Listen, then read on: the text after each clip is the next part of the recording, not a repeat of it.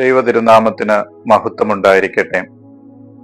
കർത്താവിൽ അനുഗ്രഹിക്കപ്പെട്ട സഹോദരി സഹോദരങ്ങളെ, പരിശുദ്ധ പെന്തിക്കോസ്തി പെരുന്നാളിന് ശേഷം 11ാമത്തെ ഞായറാഴ്ച, വിശുദ്ധ മർക്കോസിന്റെ സുവിശേഷം 6-ാം അധ്യായം 7 മുതൽ 13 വരെയുള്ള വാക്യങ്ങൾ.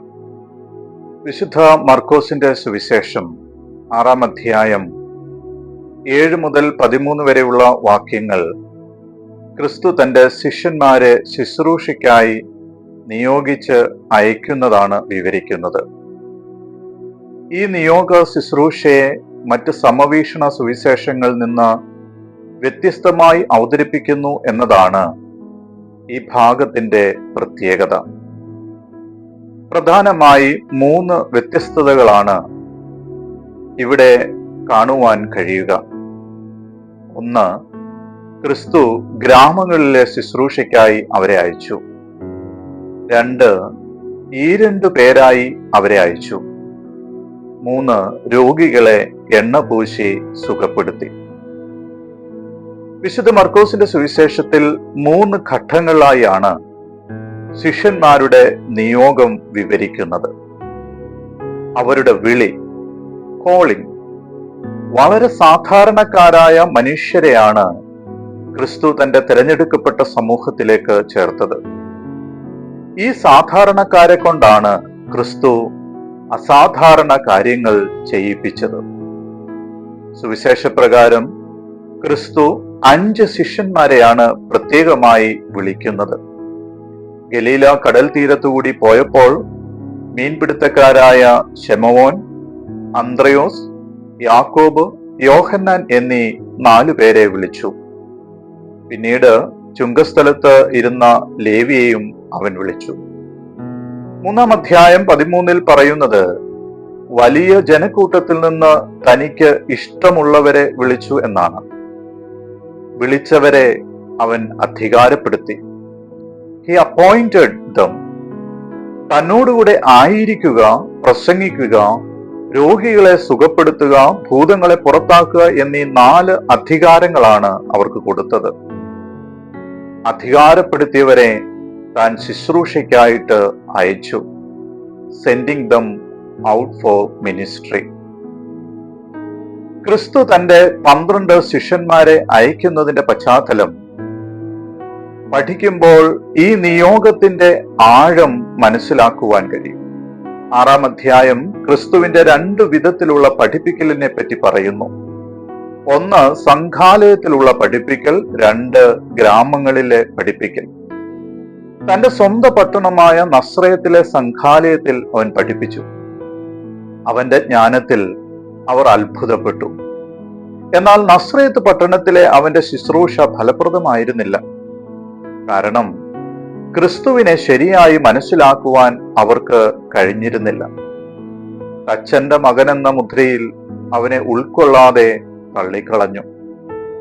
ഇതേ തുടർന്ന് ക്രിസ്തു ഗ്രാമങ്ങളിൽ ശുശ്രൂഷ ആരംഭിച്ചു. അതിനോടനുബന്ധിച്ചാണ് 12 ശിഷ്യന്മാരെ ഗ്രാമങ്ങളിലെ ശുശ്രൂഷയ്ക്കായിട്ട് അയക്കുന്നത്. എന്തുകൊണ്ട് 12 ശിഷ്യന്മാരെ ഗ്രാമങ്ങളിലെ ശുശ്രൂഷയ്ക്ക് നിയോഗിച്ചു?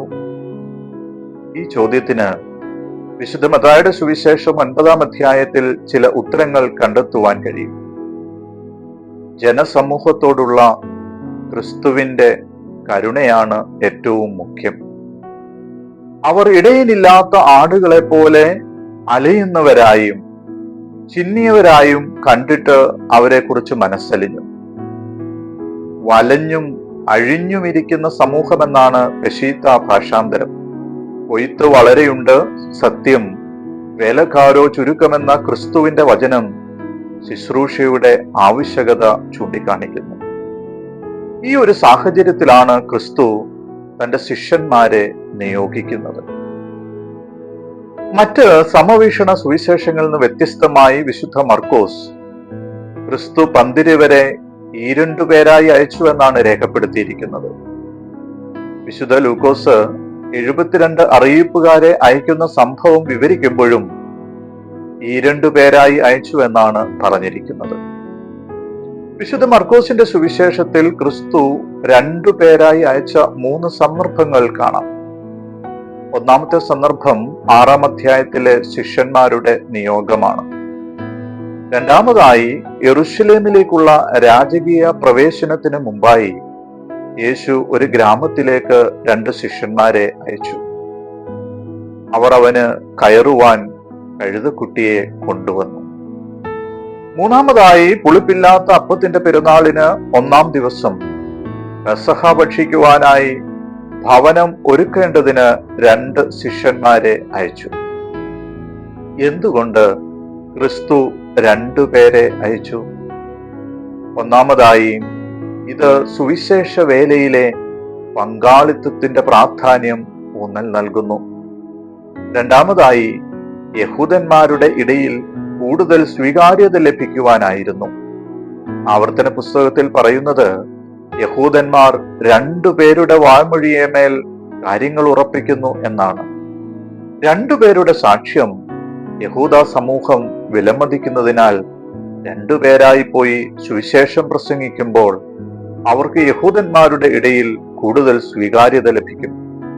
മൂന്നാമതായി ക്രിസ്തുവിനെ ത്യജിച്ച നസ്രയത്തിന്റെ ഗ്രാമങ്ങളിലേക്കാണ് ഇവരും അയക്കപ്പെടുന്നത്. തിരസ്കരിക്കപ്പെടലിന്റെ അനുഭവങ്ങൾ വന്നാൽ 2 പേർ ഒന്നിച്ചാകുമ്പോൾ പരസ്പരം ആശ്വസിപ്പിക്കുവാൻ കഴിയും. ക്രിസ്തു തന്റെ ശിഷ്യന്മാരെ ഭരമേൽപ്പിക്കുന്നത് എളിമയുടെ ശുശ്രൂഷയാണ്. അധികാരങ്ങളോടെയാണ് ശിഷ്യന്മാരെ അയക്കുന്നത്. എന്നാൽ അതോടൊപ്പം എളിമയുടെ ശുശ്രൂഷയാണ് ഇത് എന്ന് അവൻ അവരെ ഓർമ്മിപ്പിക്കുന്നു. എങ്ങനെയാണ് പോകേണ്ടത് എന്ന് അവൻ നിർദ്ദേശങ്ങൾ നൽകുന്നു. 4 കാര്യങ്ങൾ എടുക്കരുതെന്ന് കൽപ്പിച്ചു. ഭാണ്ഡമോ, അപ്പമോ, മടിശീലയിൽ പണമോ, 2 കുപ്പായങ്ങളോ എടുക്കരുത്. വടിയും ചെരുപ്പും 1 വസ്ത്രവുമാണ് അവർക്ക് അനുവദിച്ച് നൽകിയത്. ക്രിസ്തുവിന്റെ സുവിശേഷ ദൗത്യം എളിമയുടെ ശുശ്രൂഷയാണ്. ഇസ്രായേൽ ജനത്തിന്റെ വീണ്ടെടുപ്പിനായി മോശ അയക്കപ്പെട്ടപ്പോൾ ദൈവം അവനൊരു വടി നൽകി. വടി ദൈവിക അധികാരത്തിന്റെ സൂചനയാണ്. രണ്ടാമതായി വടി ഇടയ ശുശ്രൂഷയുടെ സൂചനയാണ്. നിന്റെ വടിയും കോലും എന്നെ ആശ്വസിപ്പിക്കുമെന്നാണ് 23-ാം സങ്കീർത്തനത്തിൽ ദാവീദ് പാടിയത്. മറ്റുള്ളവർക്ക് ആശ്വാസം പകരേണ്ടുന്ന ശുശ്രൂഷകരാണ് തങ്ങളെന്ന അയക്കപ്പെടുന്ന സ്ലീഹന്മാരെ ഓർമ്മപ്പെടുത്തലാണ് വടി നൽകുന്നത് വഴി ക്രിസ്തു ചെയ്തത്. ചെരുപ്പ് സുവിശേഷ വേലയുടെ ഒരുക്കത്തിന്റെ സൂചനയാണ്. പരിശുദ്ധനായ പൗലോസ് സമാധാന സുവിശേഷത്തിന്റെ ഒരുക്കമെന്ന ചെരുപ്പ് കാലിലിടുവീൻ എന്ന് പറയുന്നു. രണ്ടാമതായി ഈ ശുശ്രൂഷ താഴ്മയുടെ ശുശ്രൂഷയാണ് എന്ന ഓർമ്മപ്പെടുത്തലാണ്.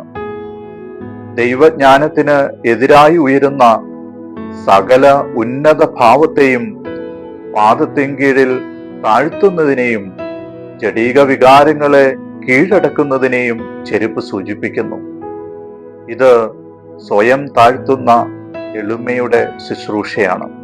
ക്രിസ്തുവിന്റെ നിർദ്ദേശങ്ങൾക്ക് ശേഷം ശിഷ്യന്മാരുടെ വേലയെപ്പറ്റിയുള്ള പരാമർശത്തോടെയാണ് ഈ ഭാഗം അവസാനിപ്പിക്കുന്നത്. 2 കാര്യങ്ങൾ ഇവിടെ ശ്രദ്ധേയമാണ്. 1, അവർ അനുദപിക്കുവാൻ പ്രസംഗിച്ചു. 2, രോഗികളെ എണ്ണ പൂശി സുഖപ്പെടുത്തി. ക്രിസ്തുവിന്റെ പരസ്യ ശുശ്രൂഷ ആരംഭിച്ചത് മാനസാന്തരപ്പെടുവിൻ എന്നുള്ള പ്രസംഗത്തിലാണ്. ശിഷ്യന്മാരും ഇതേ സന്ദേശമാണ് നൽകുന്നത്. ഗുരുവിന്റെ സന്ദേശം മാറ്റമില്ലാതെ പറയുക എന്നതാണ് ശിഷ്യത്വം. ജനത്തെ മാനസാന്തരത്തിലേക്ക് നയിക്കുന്നതായിരിക്കണം വചന ശുശ്രൂഷകൾ. രോഗികളുടെ തൈലാഭിഷേകത്തെ പറ്റി പറയുന്ന ആദ്യ പുതിയ നിയമ സൂചനയാണ് ഇവിടെ കാണുന്നത്. അയക്കപ്പെട്ട ശിഷ്യന്മാർ രോഗികളെ എണ്ണ പൂശി സുഖപ്പെടുത്തി. സ്ലീഹന്മാർ രോഗികളെ എണ്ണ പൂശി സുഖപ്പെടുത്തുന്നത് ക്രിസ്തുവിൽ നിന്ന് പ്രാപിച്ചതാണെന്ന് ഈ സൂചനയിൽ നിന്ന് വ്യക്തമാണ്. വിശുദ്ധ യാക്കോബ് ശ്ലീഹായും തന്റെ ലേഖനത്തിൽ തൈലാഭിഷേകത്തെ കുറിച്ച് പറയുന്നു. ഒരുവൻ രോഗിയായെങ്കിൽ അവൻ സഭയുടെ കശീശന്മാരെ വിളിക്കണം. അവർ അവന് വേണ്ടി പ്രാർത്ഥിക്കുകയും കർത്താവിന്റെ നാമത്തിൽ തൈലം പൂശുകയും ചെയ്യും. വിശ്വാസത്തോടുകൂടിയ പ്രാർത്ഥന രോഗിയെ സുഖപ്പെടുത്തും. കർത്താവ് അവനെ എഴുന്നേൽപ്പിക്കും. അവൻ പാപം ചെയ്തിട്ടുണ്ടെങ്കിൽ അവനോട് ക്ഷമിക്കുകയും ചെയ്യുമെന്നാണ് യാക്കോബ് ശ്ലീഹ പറഞ്ഞിരിക്കുന്നത്. യാക്കോബിന്റെ ലേഖനം 5-ാം അധ്യായം 14-ാമത്തെ വാക്യം. ഗുരു ചെയ്തത് മാറ്റമില്ലാതെ പിന്തുടരുക എന്നതാണ് ശിഷ്യത്വം. നമുക്കും ആ ഗുരുവിന്റെ നല്ല മാതൃകകളെ പിൻപറ്റാം. എളിമയുടെ ശുശ്രൂഷകരായി ഗുരുവിന്റെ വചനം ലോകത്തോട് പറയുവാനും ഗുരു ചെയ്തത് ജീവിതത്തിൽ അനുവർത്തിക്കുവാനും ദൈവം എല്ലാവരെയും സഹായിക്കട്ടെ.